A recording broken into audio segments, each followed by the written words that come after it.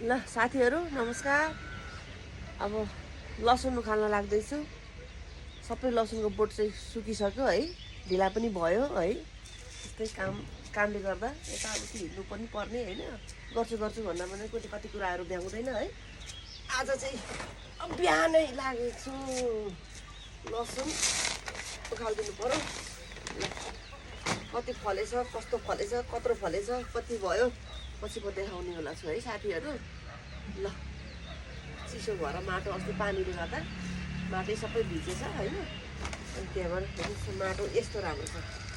ल हेर्नुहोस् यत्रो बारी राखिसकेपछि माटो यस्तो हुनुपर्छ। ल हेर्नुहोस् त, अब म अलिअलि गरेर सबै बोट सुकिसकेपछि त्यही चुडेको पनि छ कतिवटा होइन बोटहरू दानाहरू। अनि मजाले टाइम लिएर चाहिँ यो उखाल्नु पर्ने छ है। भिडियो चाहिँ यति नै है, अरू भिडियो हेर्दै गर्नु होला है। बाई बाई, म चाहिँ कामतिर लाग्छु ल साथीहरू। उखाले ल लसुन।